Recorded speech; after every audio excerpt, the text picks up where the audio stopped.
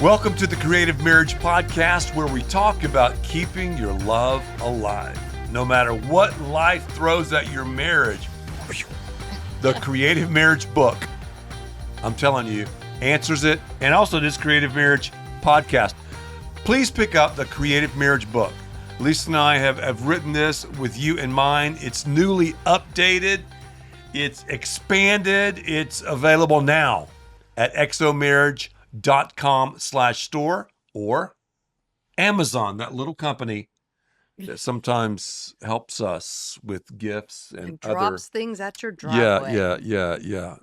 With So gifts Ed, and things we need. Yep. Today we are going to follow up with a conversation we had about communication. Yes. In marriage and how to creatively communicate so that you can build your marriage, deal with things that maybe are not going well, maybe affirm some things that are going well. We talked about communication being an exchange of information, affirmation, and confrontation. Well, let me stop for a second and backtrack a little bit. One of the important things that we can do in marriage is to talk with one another. Okay. Wow, that's deep. Well, it's communication. It's putting down the technology and looking into one another's eyes and talk. And it's especially challenging when you have kids. Yep. One of my favorite things as a kid to eat, I don't eat them anymore. I try to really watch my diet. You have to really look to find them because they don't have it. Yeah, Sweet 16 powdered donuts, powdered sugar donuts. Yeah. They were those little white donuts. I would eat those things. I mean, I could. And you can't eat Sweet 16 donuts, powdered sugar donuts, in secrecy because you're going to have white powder all over your face. But it's so they're great. So good. So I thought about that. Sweet 16, what a unique name. So what Lisa and I have tried to do when we come together every evening or whenever we have sort of stopped our other duties at the church or writing or whatever it is, and we come together, we try to spend that Sweet 16, that time talking. Now, sometimes it turns into Sweet 12 or maybe Sweet 8, but oftentimes it's Sweet 16. Yeah, 16 minutes. 16. And that will really set the tenor and the tone for your marriage in a great way. Well, part of it is information sharing. Part of it is affirmation. But part of it, sometimes the whole thing is confrontation. Confrontation. When we argue, when we fight, marriage is like you're stepping into the ring. It's like you're an MMA fighter. MMA is cool. It's great. But you have to have rules of engagement.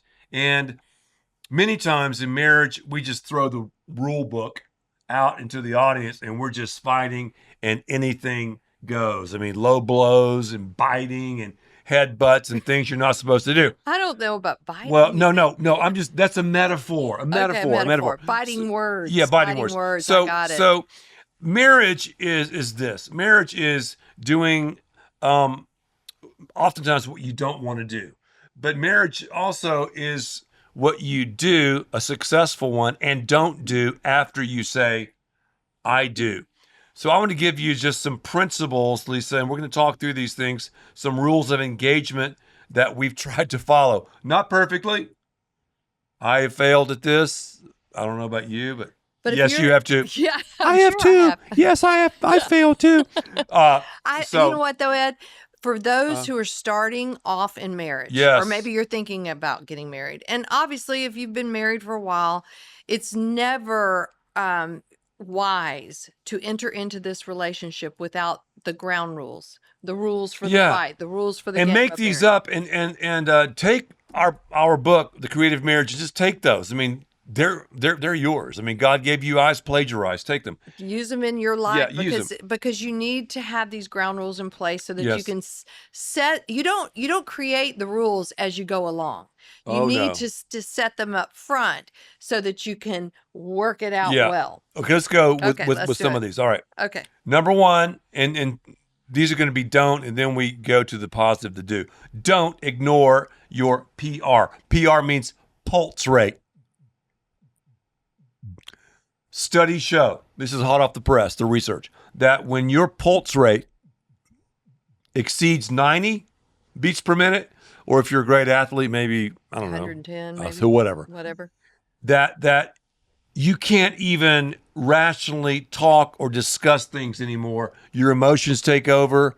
And man, when the commotion of your emotions take over, whether you're a man or a woman, it's not good.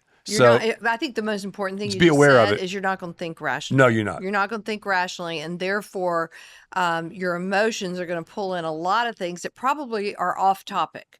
And so, and marriage, though, marriage is built on commitment.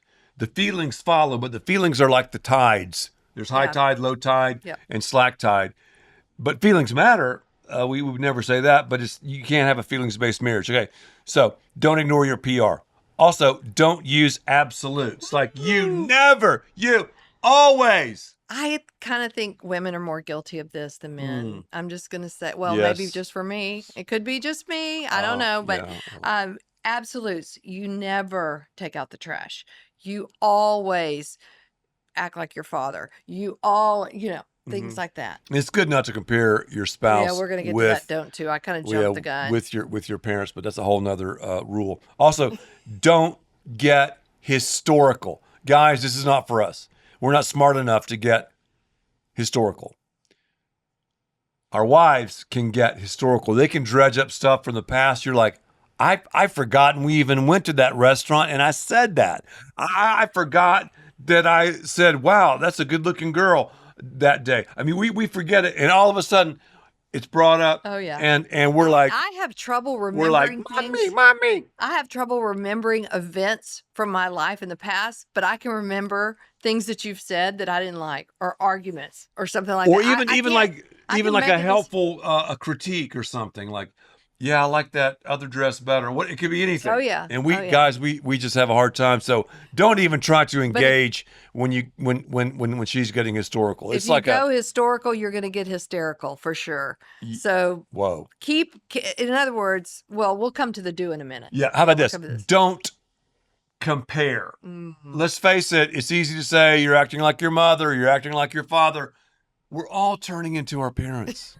Now, hopefully better models. Yes. Yeah, but we're turning into our parents, and it's okay. And we it's have good. to, in our own refinement, as we have our daily quiet time and we're allowing God to work, the Holy Spirit to build our lives individually and collectively, hopefully, the better attributes, the better qualities of our parents will come through, and the Holy Spirit will let us be aware of those things that aren't great and that we need to change. But I don't want to be the one to call that out in you, nor do you want to be the one to call that out in me. Also, comparing your spouse with someone else's spouse or someone else, that is harmful, because it is just taken, I don't know, the value of the position that I hold as your wife and you hold as my husband, and it's kind of diminished that. Thankfully, you and I don't have that. We haven't struggled with that. You don't compare me to other spouses, and I don't compare you to that as well. Okay, let's go to the next one. That's good. Don't compare. And really, when we compare, we're making a mockery of God's creative genius. And we talk about that in the creative marriage as well. That's right. Because so many things we see these days, they're so unrealistic, and everything in our culture, just let me go on a diatribe for a second.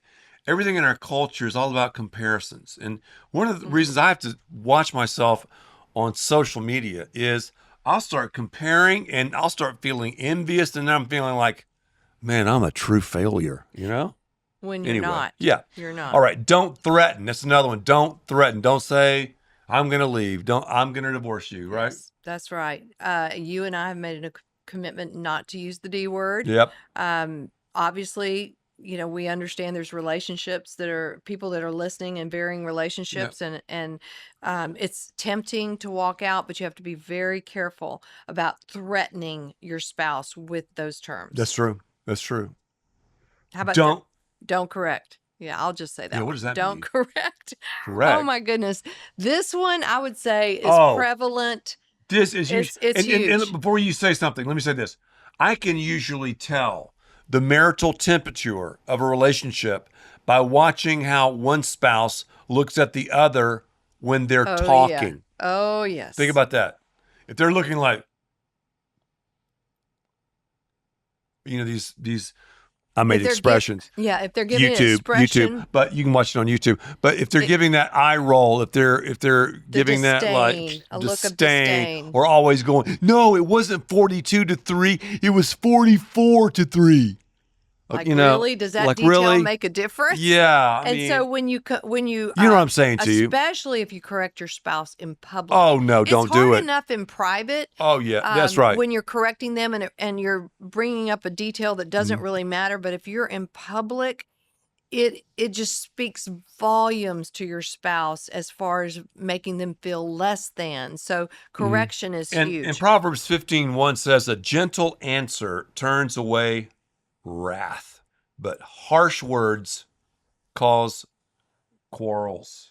You know, Ed, you and I have talked about the fact that when we have a confrontation, what's the goal? The goal is to resolve it, not necessarily fix everything, because a lot of conflict in marriage is not fixable. 69% of issues in marriage are unresolvable.